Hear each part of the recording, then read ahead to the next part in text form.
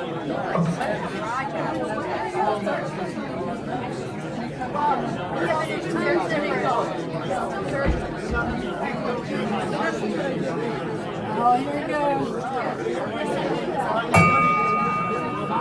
afternoon and welcome to the Coronado Rotary Club meeting for this week, where today we are celebrating National Fettuccine Alfredo Day. If that's not good enough for you, it's also National Periodic Table Day. Whoa. Our invocation today, well, let me back up. What we're not going to talk about today is the Kansas City Chiefs. So let me call forward Ed Daughtry to speak to you and do his invocation and pledge while he doesn't talk about the Kansas City Chiefs, even though he's from Kansas City. How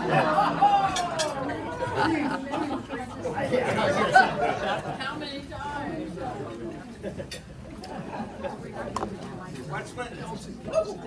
Chad just blew it for me. There is an important event coming up in the next few days. It's not the Super Bowl. Monday is the 215th anniversary of the birth of Abraham Lincoln, whom I consider to be one of the great presidents of all time. Has joined the meeting. Yeah, and as you know, we live in some conflicting and difficult times in this nation.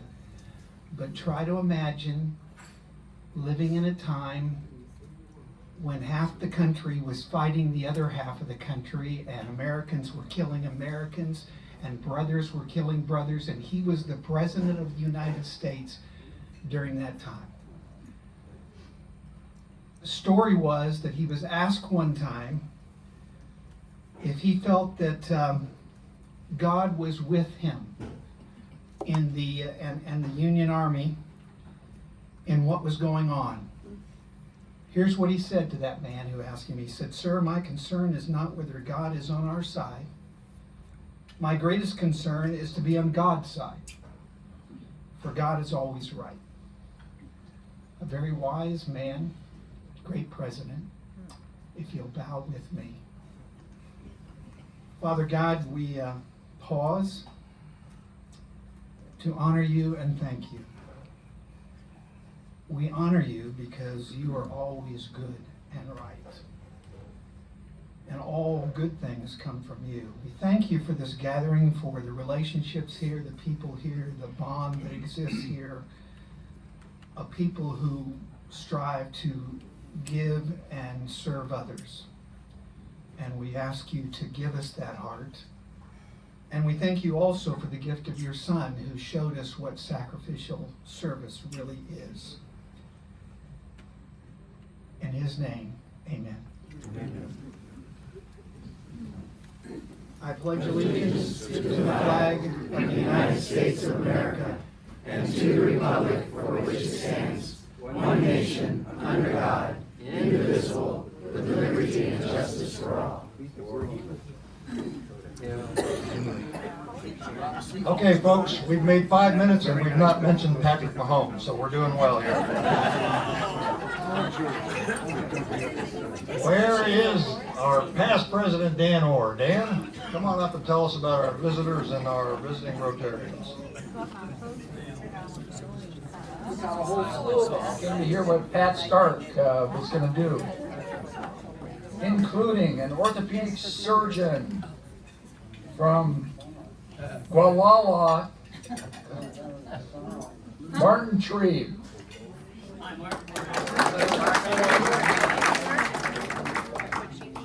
And in real estate, private equity, our old pal from Park City Sunrise, Peter Tomai.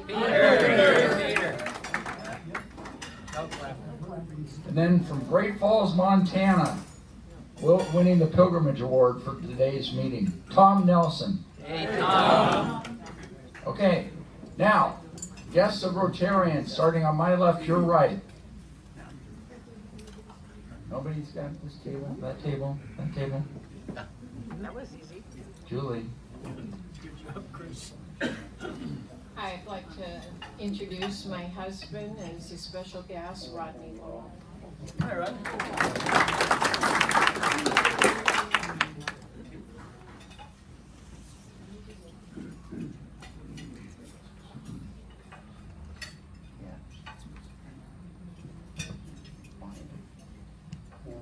Mr. President, fellow Rotarians, I'd like to introduce for the third time my special guest, Savannah Granger.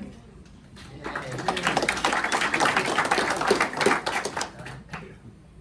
that it? Put a fork in us, we're done. Thank you, Past President Dan. Now, wait, one more. Yeah, we have one more. I'm going to just introduce, Tom was already introduced as a Rotarian, visiting Rotarian, but he's brought his wife as well, Diane.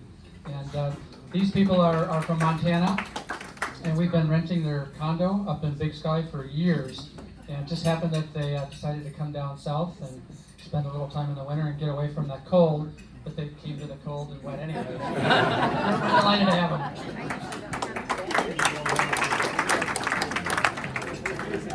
So you would think that if you'd been married to somebody almost 57 years and you brought them as your guest, that you would stand up and introduce them.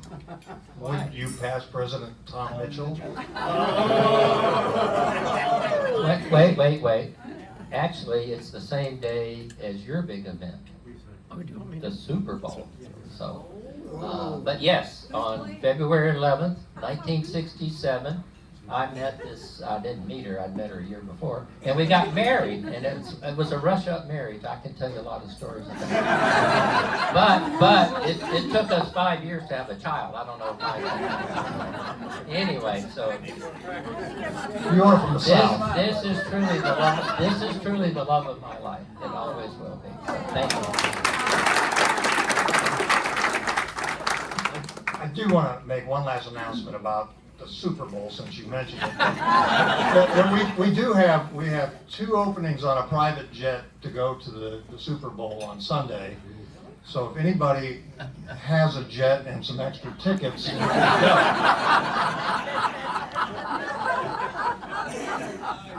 okay, we have, I need some glasses. We have some red badgers here, and we're going to do things a little differently.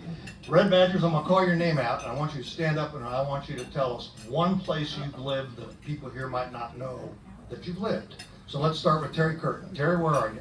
Terry. Where's one place you've lived that everybody else might not know? Carmel, Monterey. Okay. Michelle Ebert. Michelle, where are you? Point California. Susan Frantz. Susan? Here I am, London, England. Sarah Kolke? Needham, Massachusetts. Okay. Wow. Amanda Manera? Amanda, where are you? Do we lose her? Must be somewhere else. And then we have Gerald Moss here. Gerald? Jerry Moss. Jerry. Yeah, I'm not a red badger. Well, you're on the list.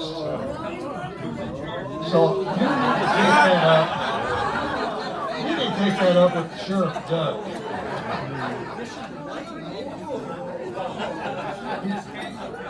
I take responsibility but not blame, because people who take the blame lose their jobs. So. All right. A couple announcements I want to give you before we get into our regular announcements, because I learned something last weekend that I think we all need to know.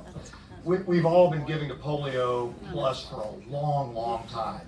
And yet I bet most of us don't have a clue where that project is. But here's some statistics I want you to have. We gave 23 million vaccines out last year with the money we raised for Polio Plus. There have only been 12 cases in the last year, 6 in Afghanistan, 6 in Pakistan. There have been no cases for 12 weeks. Why is that important? Because the end of Polio Plus comes when there have been no cases for 3 years. So we are 3 months into 3 years, not very long, but it's a start. So know that there is a sunset provision on the whole polio thing, and we are gradually getting there. I want you to be aware of that. A couple of other announcements for you. Today is a special day for Rhonda Hostler. Rhonda, her 11th anniversary. And a more special day for our good friend Rob Taylor, who turned 18 today. 18? Mary, what do you have to say about that? He's the mathematician. So happy birthday. We're not going to sing to you. Mary can sing to you later. Blessing. And today, Ed Laedlein starts his 40th year in the Rotary. He's not here today, but if you see him, tell him congratulations. That's cool. Okay, let's see. Could we have slide number 1? This is February, the first meeting in February, and today Rotary starts celebrating Peace and Conflict Resolution Month. We were going to have a topic on that, but not today. So just be aware of that. We'll have that later on in the month. Need a spell checker. Spelling is bad. You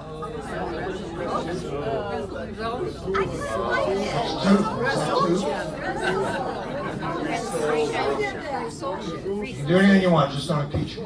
It's a new word. It's your soul. I like it actually. Okay, let's see. Next slide. We had some busy people in the last week. Thanks so much to Doug St. Dennis for organizing a whole crew of Red Badgers to go to Club 33. What a neat idea.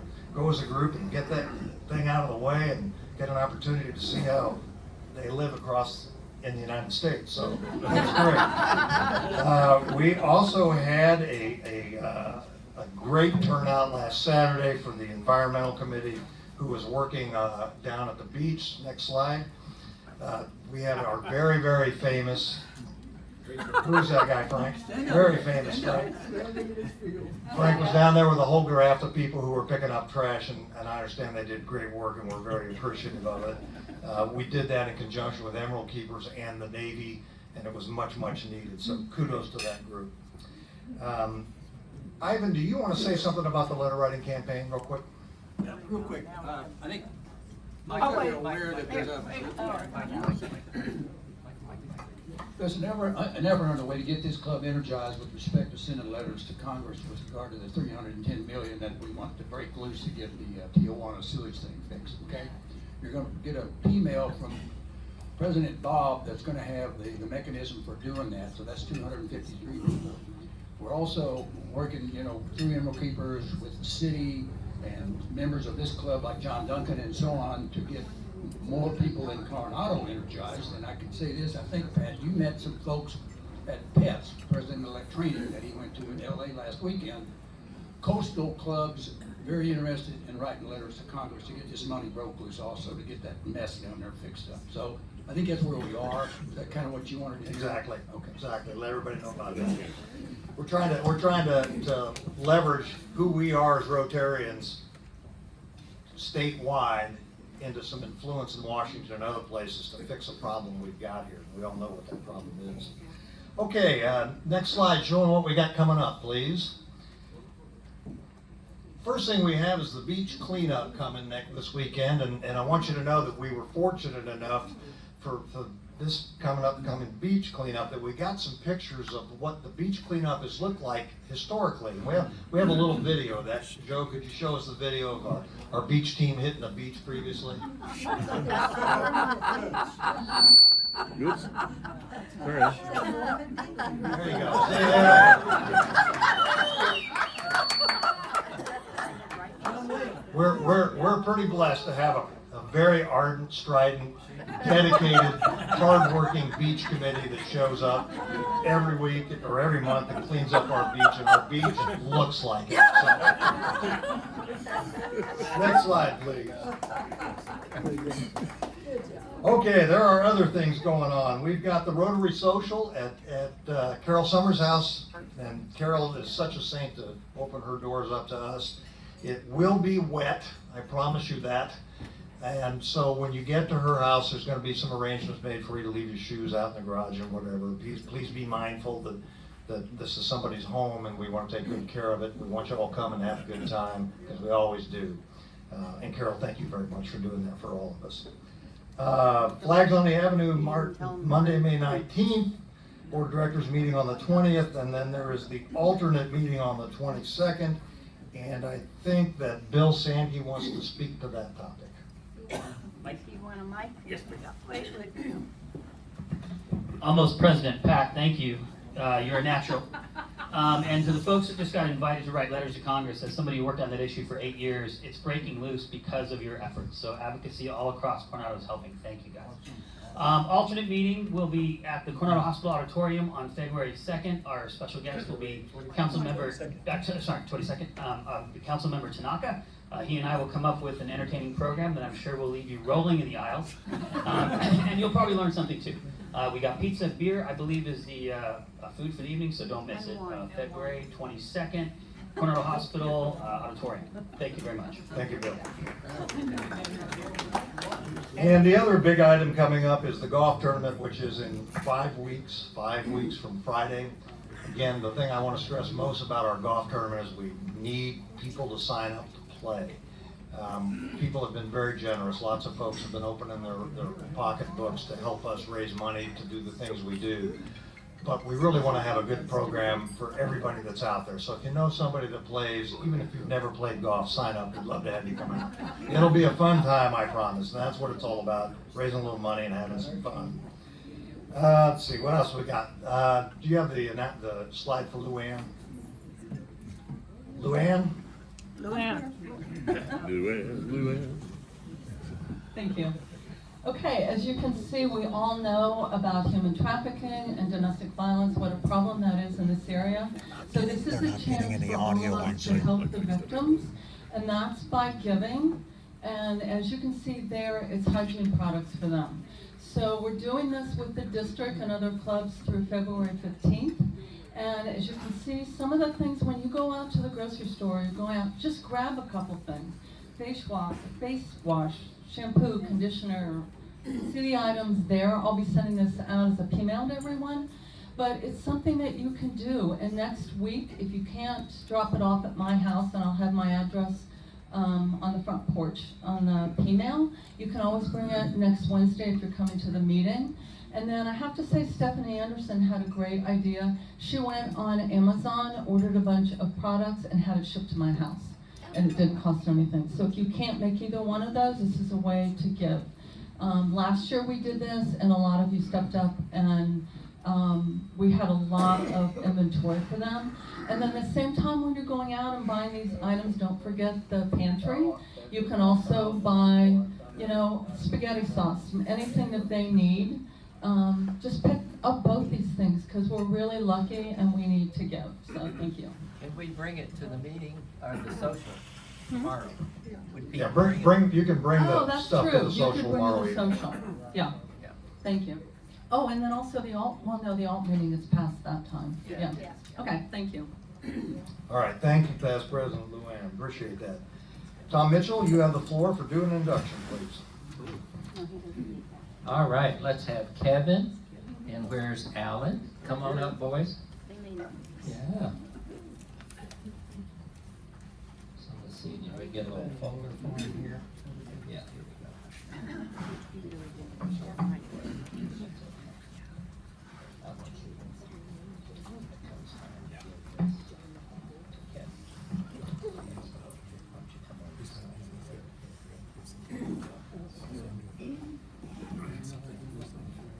It's a magnet.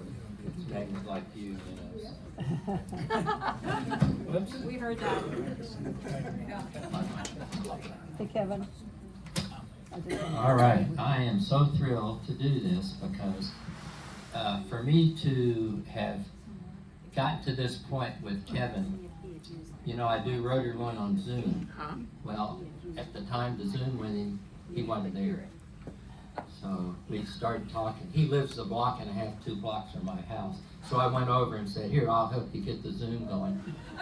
And then it didn't work, so I said, come to my house. So we came to my house and did it at my house on the computer. Anyway, and then thank you to the membership committee and also to the board for your fast response on voting on him. You did a great job. And you'll understand why in a second, okay? So President-elect Pat, our esteemed board and fellow Rotarians, the induction new member is indeed a great opportunity to welcome very special people into our club. I would like to ask Alan Kinzel to introduce our inductee and give us his classification. Can you handle this? I can handle this. All right. It's my pleasure to introduce our newest member shortly. We're really fortunate to have this guy, Kevin Kinney, classification dental health. No, I didn't know if Alan could do that. He's not used to talking. All right. No, not yet. But that's okay. You know what? Go ahead. Put it on him. You're always ahead of time. I go right on schedule. You do. So anyway, Kevin, we welcome you to the greatest Rotary Club in the universe, and I want to say thank you to our dear past president and sadly past Walt Heineke. You know, Walt started out saying we were the best in the galaxy, and then he expanded it to the whole universe. So anyway, this links you to the global organization of volunteers dedicated to improving our world. The Rotary Club of Coronado thanks you, Kevin, for your willingness to share the value of service and fellowship in Rotary. The new member in our club means fresh ideas, great enthusiasm, fun fellowship, which lead to greater service. One of your major goals in the club is self-service, which means participating by saying yes when asked to serve and becoming part of the amazing people of action. Now, I do have something for Kevin. And it's not the usual, why did you want to join Rotary? This you'll have to hear. Where are you going on Lincoln's birthday, which is February 12th? Cambodia. And why? Tell them what you're doing. This will be my 11th mission out of the country, and I'm going with some friends, and we're going to do dentistry where there's no dentistry. We'll be at a Buddhist monastery in some city called Siem Reap. I have no idea where it is. But we understand that there's hundreds of kids there that never seen the dentist, and here we come. Wow. I'll tell you, when I met with Kevin, I was blown away. He's been doing this for, 7 years? 10 years retired. Oh, that's right, you did it before you had retired, yeah. So 10 years he's been volunteering to go out and help people. That's just amazing to me. So anyway, it was a great pleasure on behalf of President-elect Pat, our board of directors, all our members. We welcome him as the newest member. And everybody stand up and say, hey, Kevin. Yay.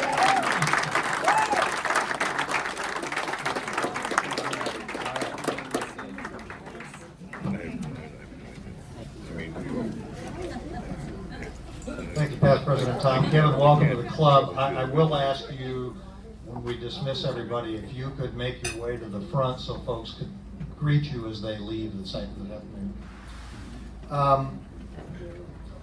I would be remiss if I missed this. We had a note from the Ensenada Rotary Club about Jerry Winter, and I want to read this to the club because I think it's pretty heartfelt. Sure. Dear Rotary Club of Coronado, on behalf of the members of the Rotary Club of the Ensenada, we'd like to send you our deepest sympathies, our condolences for the loss of our dear friend Jerry Winter. We are very grateful for Jerry and appreciate all of the efforts, the help, the work, and the services that he did for our projects, especially the project Limbs for Life. For many years, he came to Ensenada to support the project. He was the human face of Rotary service in our community.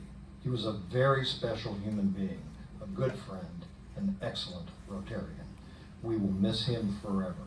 Sincerely, Lupita Creo, president of the Ensenada Rotary. Obviously, one man had a big impact. Okay, at this point in time, Jane, Simone, where are you? Floor is yours.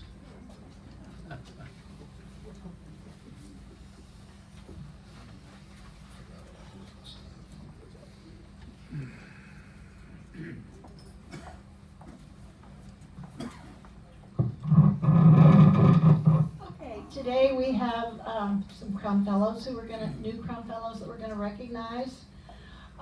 The Rotary Club of Coronado Endowment Fund was established by our club in 2001 with the intent of building it to the point where we could begin taking annual distributions of 4%.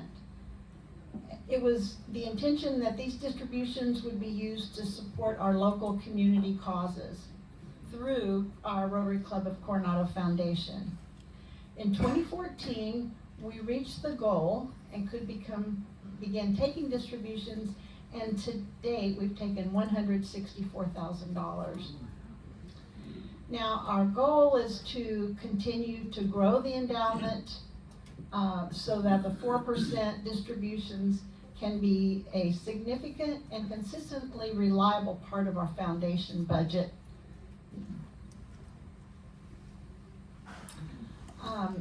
Today, the total of the whole endowment is $593,000. We have established a goal of reaching $1 million by our 100th birthday, and that would be in March of 2026. So if we can reach that goal of $1 million, that would give us an annual distribution of $40,000. And that would take some pressure off should we experience some leaner years of fundraising for the foundation. Okay, next slide. Since 2001, when we began the endowment, members have received the Crown Fellow designation once their individual contribution reached $1,500. And that amount has not changed all these years later. Still, you can become a Crown Fellow with a $1,500 donation to the endowment. Last year, with a renewed focus on the endowment, we established 3 additional levels. We have level 1, which is you receive the pin at $1,500. Level 2 at $5,000, you receive a banner to wear with your pin with 1 diamond. Level 3 is $10,000 level, and you get a 2nd diamond on your banner. And then level 4 at $25,000, you receive a 3rd diamond on the banner. Okay, next slide.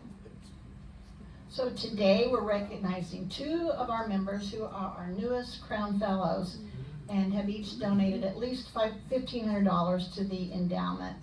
So Terry Farley and Jamie Centeno, would you come forward to receive your pin?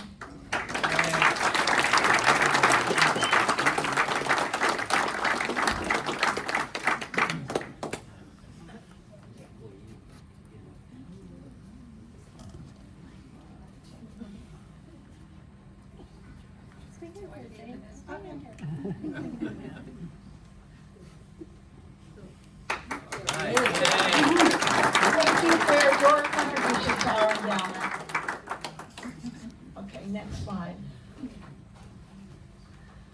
Suzanne Pop, would you come forward, please?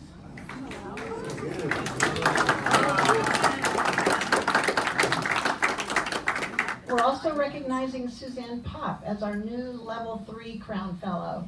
She has contributed at least $10,000 to the endowment and is receiving a banner with 2 diamonds to wear with her pin.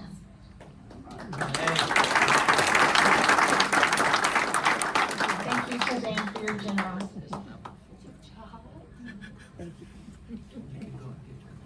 Go Packers. Okay, next slide. So you see on the screen, this is all of our Crown Fellows currently. And I want to say thank you to all of you who have contributed to the endowment. Many of you may be on your way to becoming a Crown Fellow. If you have made contributions in the past, and if you're wondering where you are with that, just be in touch with Jamie or me. So thank you very much.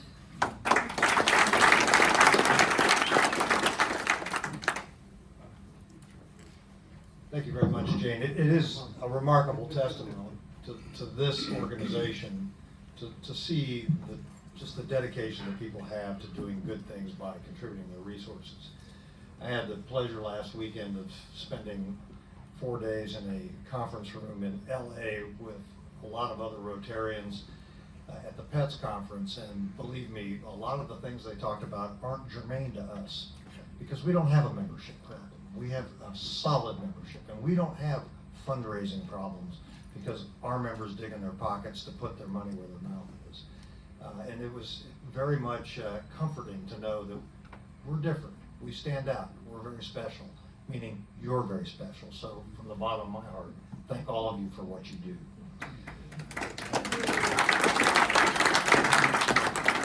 All right. Marv, do you want to introduce our special substitute emergency guest?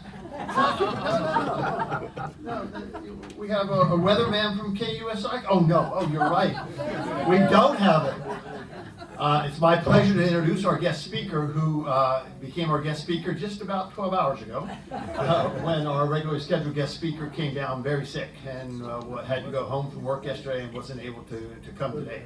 So I want to thank fellow Rotarian Paul Laedlein for stepping up, and he's going to talk to us about the weather or something related to it, or something. He's got to tell you what he's going to talk about.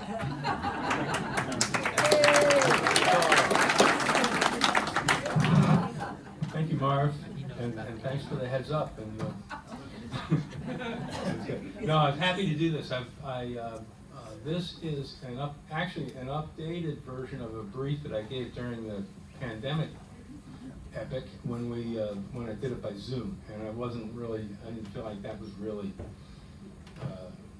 where it should have been. So this gave me the chance to rework it a little bit and present it to you guys today. I'm calling this brief the Arctic, Antarctic, and climate change, climate instability. The original brief I called it climate stability, but I changed it to instability. But both poles, and we're going to talk about it with the relationship to the Arctic and the Antarctic, and the two poles, because they're both very different in some ways and very similar in other ways, and together with the atmosphere and the oceans, they are a critical part of a very complex system that regulates the weather and determines the climate on the planet.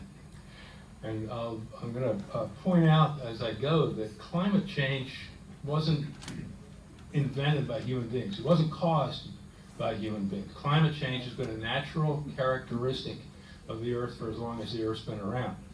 However, human intervention is certainly affecting the change as it goes, changing climates, and I'm going to try to explain some of that and how this is not a simple problem. This is actually a very complex issue. So, next slide, please. I'm going to talk about, I'll break this down into the polar fundamentals, the greenhouse effect. I want to talk about energy conveyors as the way that energy, which is really warmth in the air, warmth in the ocean, travel around. I'll talk about the polar regions and how that affects them and how they affect that. And then I'll talk about climate stability, and then probably what I call melt, break, and collapse, which is I'm going to explain that in terms of the breakdown of the ice in the Antarctic primarily. Next. Okay, my fascination with this subject and with the polar region goes back to probably one of the most interesting tours I ever had in my Navy career. And this belonged to a squadron called Antarctic Development Squadron 6, which is a unique squadron in the entire military, and it was naval, given to the Navy to have, because polar exploration has been historically a Navy thing, all the way back in history. This was a composite squadron. We flew C-130s, skid-configured C-130s, and twin-engine Hueys, and we provided air logistics support for the National Science Foundation's Antarctic research program. We spent half of the year in Antarctica and half of the year at Point Mugu and rotated back and forth. So I had the opportunity to make 3 deployments, 6-month deployments to the ice, and that gave you the opportunity to interact with some of the best scientists in the country, because in order to get a grant to go down there, you got to be somebody. It's not just fooling around collecting rocks. And that really raised my interest. and I spoke with some that were actually studying this. This was in the early 1980s, and they were studying geologically historic climate change, how the Earth has developed over time. So that's why I'm interested in that. Okay. Next. This is something, just a quick review of something we're all familiar with, is the greenhouse effect. I want to get out the Mars pointer here. Get the point. Take the mic. Very good. Okay. And so this is the greenhouse effect, and everybody knows what this is basically. There's three gases that are the primary drivers of the greenhouse effect. The first one is water vapor, and that's about 0.4% of the, or about up to 4% of the atmosphere. 4% is what we call 100% humidity, and 0 is very, very dry. And water vapor is the most powerful greenhouse gas. It's responsible for about 2/3 to 3/4 of the solar radiation heat that's absorbed into the atmosphere. But it's also the shortest lived of the three gases because water vapor precipitates quickly out of the atmosphere. Carbon dioxide is number 2. It's 4/100%, which is a very small percent, but it accounts for 25% approximately of the solar radiation. Carbon dioxide, we got to kind of focus on. That's something that we need to be careful about putting in the atmosphere because it can last, where water vapor gets out quickly. Carbon dioxide can hang around in the atmosphere for centuries. It can last hundreds and hundreds of years. Carbon dioxide only leaves the atmosphere when it's absorbed by plant life.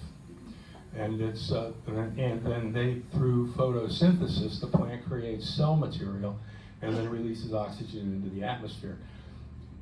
If there's not enough plants to handle all the carbon dioxide in the atmosphere, then that's an instability and it begins to collect.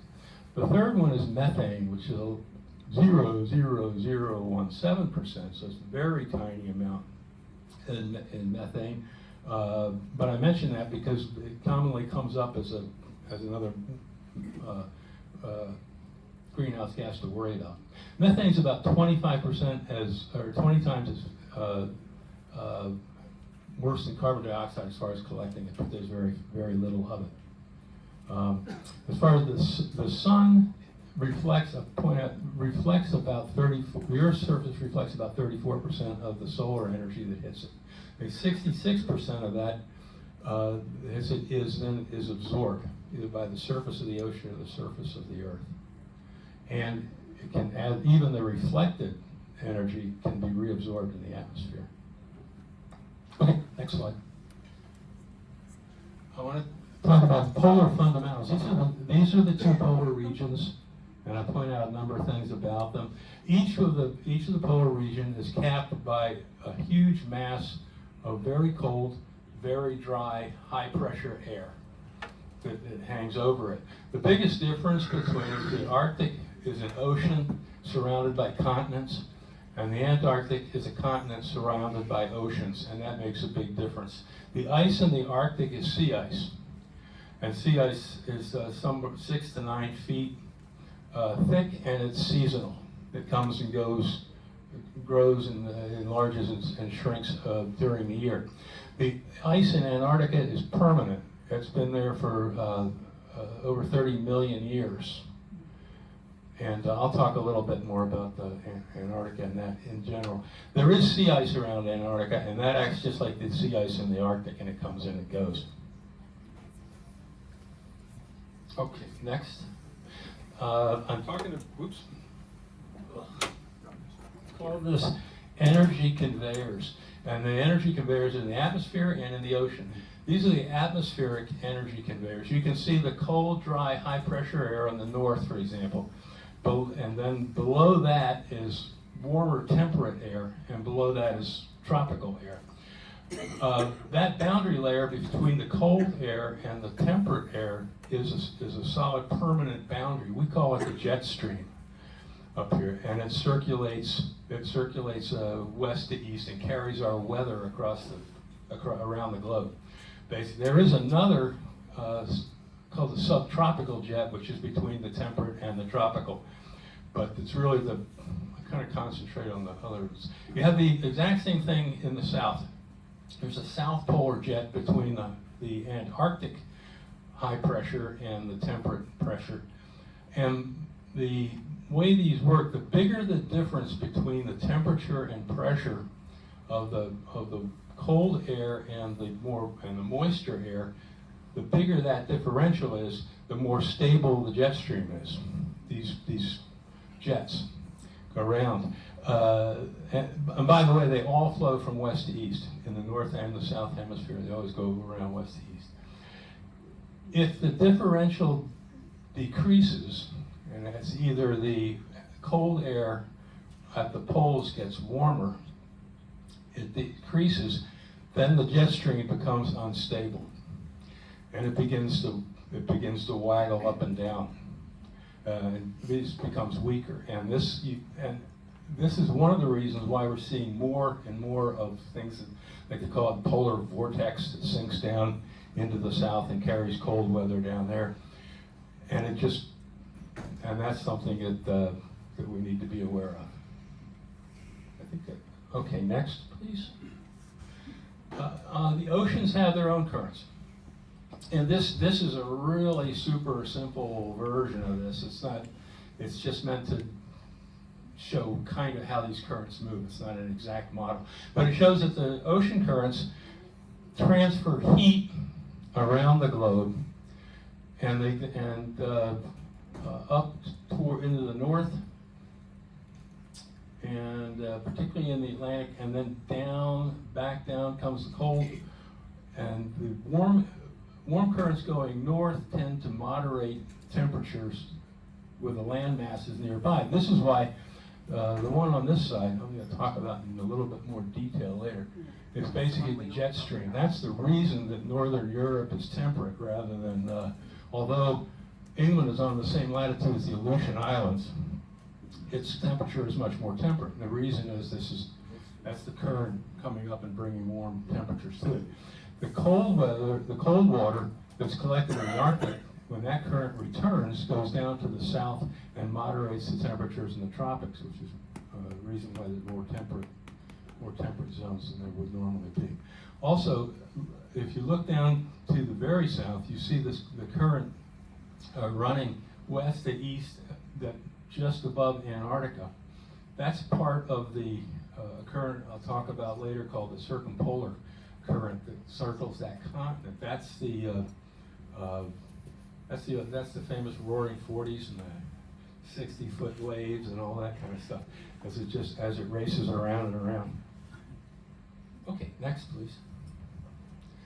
This is a little bit more detail on the Arctic polar currents, and they're going up. This thing, by the way, there's a new, if you want a new word, an acronym to throw around at a cocktail party, I'll give you the AMOC, which is the Atlantic Meridional Overturning Current. The AMOC, or otherwise known as the Gulf Stream. That's the current comes up. That warm water rides on top of at the surface of the Gulf Stream. If you ever flown over the Gulf Stream or gone through it in a boat, you can actually see the difference between the warm water and the cooler water on either side of it. That goes past Europe and warms that up. When it gets up into the Arctic Ocean, it's trapped. This is the ocean with all continents around it. There's nowhere for it to go. It gets in here and it circulates, and it drops off warm water, warm temperature up there, but mainly it picks up cold from the Arctic, and then those currents, when they finally find their way out, continue down. These are salty, heavy, salty, cold currents that runs towards the bottom of the ocean. So that's how the currents work there. It's the AMOC system, and it's essential to the way that we consider the world to be in terms of the temperature, things like temperature of Europe or the sea level on the East Coast, sort of thing. We don't often realize that that's all due to this system being stable. And just like the air currents, if it warms up in the Arctic, then the cold water is not going to be as cold. You're going to get warmer water, and that's going to change things. It'll weaken the AMOC, and if the AMOC weakens and begins to move away from the East Coast, for example, I've read, I don't know how they prove this, but I read that the result of that would be increased sea level on the East Coast. Apparently, just change the whole pattern of things. Okay, next. This is Arctic sea ice concentration, and this is based on 2020 data, so it's fairly up to date. You see that this is the winter concentration of ice, and pretty substantial across the Arctic. And this is a typical, now in 2020, the ice in the summertime.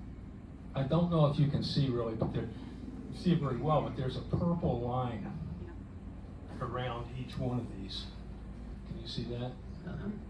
Sort of, this is the historic boundary of the ice during that time. You can see in the winter, it's fairly, pretty much the same. It hasn't changed a great deal. But look over here, where the purple line here.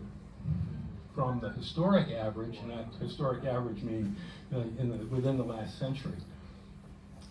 And then in 2020, all that open water space, and that the Arctic actually loses 13%, 13% of its sea ice in the summer every 10 years. And we're very close to a situation where there's not going to be any ice up there in the summer. The reason that's significant is, remember, ice and snow, they reflect 80% of the solar radiation that hits it, bounces and goes back out.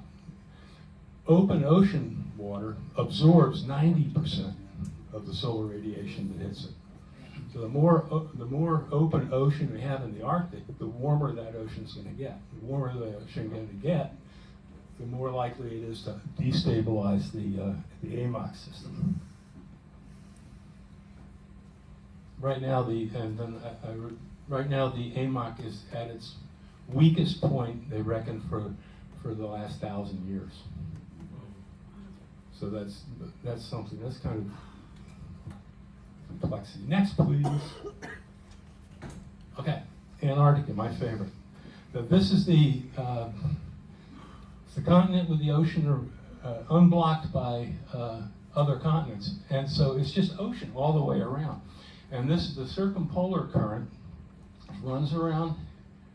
This runs around there. It's driven by the south polar, what they call the southwesterly winds, strong southwesterly winds, running along the subtropical front, which is the southern jet stream around there. So this thing races around that. What that tends to do is it isolates Antarctica and keeps that much colder down there.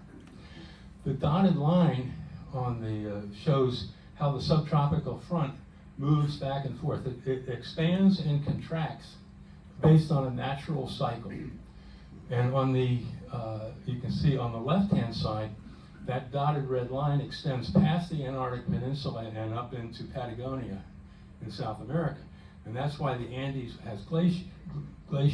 When it's in that stage, it's cold enough that it get glaciers in the Andes.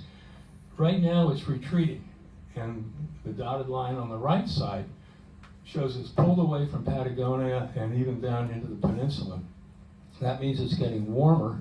The Andes glaciers are melting, and the Antarctic Peninsula is setting records for local heat down there. Sorry, it was soon. Okay, next, please. Okay, this is taking a closer look at Antarctica. Antarctica is actually two sections, East Antarctica and West Antarctica. Here's the, of course, there's the South Pole, and they're divided by the Transantarctic Mountains. The Transantarctic mountain range is the longest and overall highest mountain range on Earth. Most of it is under ice because the ice cap right there is 10 to 12,000 feet thick. But it basically holds back the polar ice cap. That on the East Antarctica is really the polar ice cap. West Antarctica, I'm going to talk about in a minute. This is the area that they worry about when they talk about huge glaciers breaking off, or when they talk about the Doomsday Glacier and that sort of thing, massive amounts of ice leaving. That's West Antarctica. There are two Also, two large ice shelves, the Ross Ice Shelf and the Rhone Ice Shelf on the other side. An ice shelf is a huge sheet of ice that's grounded on the sea bottom. The two of those together are over 400,000 square miles. That's a little bit less than California and Texas put together. So it's a lot of ice. Here, let's see more of that. Yeah, but altogether, the total Antarctic ice cap contains 27 billion tons of ice. And it's, so I couldn't get my mind around that, so I did a little calculation. And what that would be is if you try to imagine the entire lower 48 states of the U.S. covered by ice 2 miles thick. That's how much ice there is down there. It would take it, I mean, if it's any comfort at all, it would take thousands of years for that to melt. Unfortunately, we don't have to wait 1,000 years because of what's happening in the West Antarctic. That's the only other. Oh yes. By the way, that 27 billion tons is 90% of the fresh water on Earth. Okay. Next. Here's a guy. There's a Serbian scientist called Milutin Milankovic. He was a Serbian scientist studying in the 1930s. He had a theory that the Earth's climate was driven by the Earth's position to the sun, which is kind of logical anyway. But and it resulted in the long-term warming and cooling cycles. And these are the three positions he's talking about. One is the eccentricity of our orbit around the sun. And that changes on a 100,000-year cycle. The next is the tilt of the Earth, which is only 2 degrees. But when you think about it, 2 degrees of change from the outer surface of the planet represents hundreds of miles. As this thing rocks back and forth, then the seasonal change is going to be affected over hundreds of miles. That operates on a 41,000-year cycle. Approximately 41,260. And then the last is orbital precession. Precesses around like a top, and that changes about on 26,000-year cycle. And that was all known. It was Milankovic who theorized that those three together, and changing the aspect of our relationship to the sun, had regular cycles and would change, and the climate would change over time. Okay, next. He couldn't prove it though. In 1998, a joint French, Russian, and U.S. scientific group took a 10,000-foot core sample at Vostok, which was originally a Soviet station in Antarctica, but it sits on some of the thickest ice on the continent. And they pulled this core out. It's got essentially 425,000 years of ice to collect it, to get it down there. And they analyzed the gas that was trapped in the ice all the way through there. And then this chart shows some of their data. Just the top part was the CO2 concentration that taken from the Vostok ice core. The global temperature and the sea level are from other sources of data. But I just put up there for comparison. What this is saying is that this is the concentration of CO2. This represents, if you look there, it correlates pretty closely to global temperature. And it shows the temperature is reducing down, down, down. CO2 reduces down, down, down. Obviously, as the temperature goes down, then the sea level goes down because more water is in the ice. But what's interesting is if you look, you see this is happening about every 100,000 years. About a 100,000 year cycle. And it cools cools down much slower, but then rapidly warms up, relatively rapidly. You know, we're talking 50,000 years, but.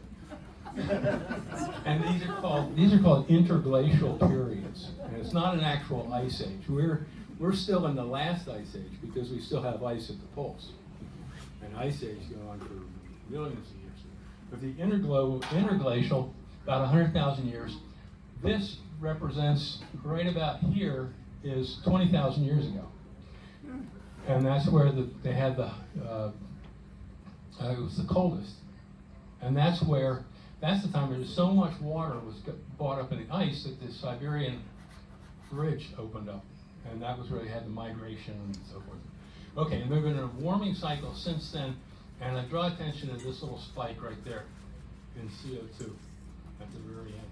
All right, next. I'm going to try to move more quicker. Okay, so zooming in a little bit more, this is another chart taken from 5 different sources of data that shows global mean temperatures from 12,000 years ago to today. And you can see here it is climbing out of the valley and starting to warming up, and then starting to level off and almost starting down again. Here's 2,000 years ago, and then this one here is, this blow up section shows 2,000 years ago, and here it is riding along, level, until we get to the middle of the 19th century, which is right there. And then all of a sudden, and the color changes because now this is when records were beginning to be kept with this sort of thing, and here's global temperatures, global mean temperatures, bang, up like that. And now up to, this is today, up to 1.2 or 2.1 for Fahrenheit, 1.2 centigrade, with increasing temperature. At the end of that cycle, we should be starting back down again if the things were running by nature. We wouldn't ever live to see that because it's going to take 100,000 years to get into the next one. Okay. Yeah. Next. And then even closer on, this is temperature rise since 1850. It starts at the 0 point, but the 0 point is so it's relative to that, and how it's increased. Again, this is from 6 different sources here. How it's increased up 1.2 degrees centigrade just during the 20th century. It was fairly even all the way to 1900, and then it's taken off. And you say, well, so the difference is about 3 degrees. No, I think 1.2, and it's 2.2 Fahrenheit, I think. And people go, well, why is that a big deal? You know, so today it's 57 degrees, tomorrow it's 59. What? Okay, and next, please. But we have to keep in mind that's the global mean temperature. That's not all over the Earth like that. So this chart shows the temperature anomaly between 1950 and 2019. The 0 point on this already assumes a 1.6 degree rise since the Industrial Revolution. But what's significant here is look where, and then down here, this is cooler than the 0 point and hotter than the 0 point. And look at this in the Arctic. 2.5, it's actually, the Arctic temperature has actually gone up 4.5 degrees Fahrenheit over the last 70 years. And that's why we're losing the ice so rapidly up there. Other places, not so bad, right? In the center, you'd expect that. But look, but the poles are more vulnerable to this. And that's why, you know, the cruises to Antarctic Peninsula right now are real popular. They go year round because it's warming up. It's hot down here. So there it is. But also notice that Antarctica itself, the continent of Antarctica, is still relatively cooler, and it will be. It's a a cold sink. Except, next, please. This is that's the position of the Thwaites and Pine Island Glacier. These are the ones that are in the news all the time, with the Manhattan-sized icebergs breaking off. The Thwaites Glacier is the largest one. It's 80 miles across. A total of, it's 80 miles across, and overall I think 74,000 square miles. It's moving at 18 feet a day down to the ocean and calving off like that. It dumps 10 billion tons a year of ice into the ocean off of Antarctica. And the thing is, and that's fresh water. So what does that do? That dilutes the salt water, and that has an effect. And it also warms up easier.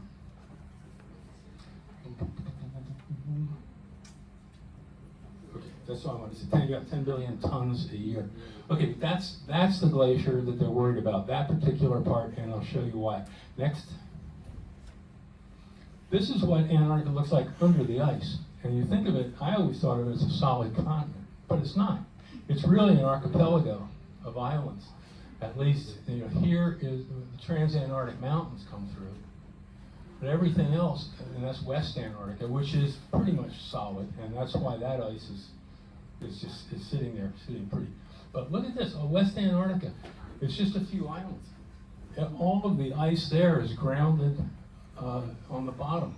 And all of that blue represents at or below sea level. So this stuff is sitting on the ocean bottom. And that's what makes it so vulnerable. Next slide, please.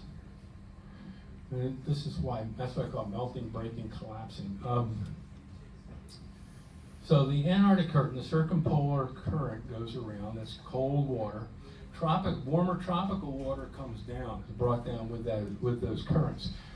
Most of the warmer water, and it might be relatively warm, but about as much as 38 degrees Fahrenheit, right, is underneath the colder surface water, and it's down about 500 meters, or was.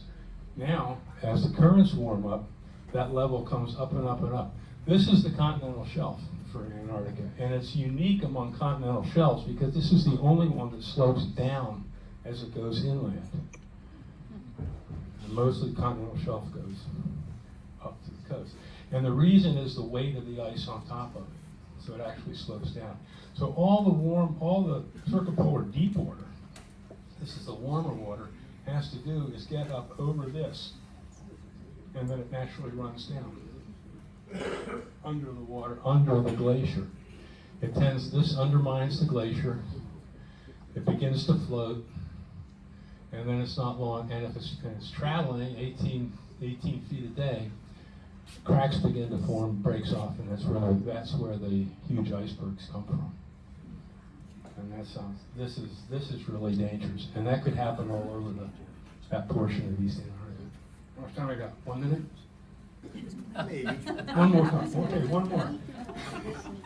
These historic sea level change. All right, I'll be quick. 10,000 years, 10,000 BC, back to 12,000 years, the height of the last interglacial period. Sea level was 260 feet lower than it is today. Then it warms up. 4,000 BC, Neolithic times. It was 6.5 feet higher than it is today. And then things changed. It started to go down. It actually was going down at about 1.5 feet a year, a century. So it's just barely.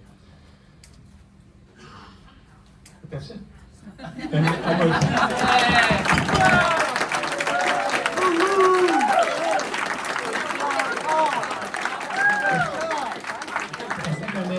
well, I'll stick around. If you have any questions or anything like that, catch me after. And you thought I was kidding about needing to know the periodic table today. What a great program for Professor Paul. Somewhere there's a card going around. If somebody has it on their table, if they could bring it to me afterwards, that would be great. Before I let you go, Kevin, if you could make your way to the front, we'd like you to say hello to people or goodbye to people as they leave.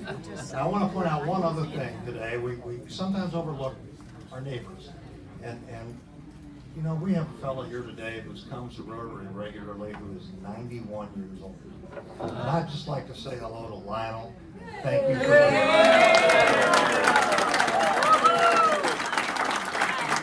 To close out today, Joe Malloy has arranged some special music for you. Please come back next week when we'll resume our regular programming and we'll hear from Megan Braun about Supreme Court stuff. So, Rotary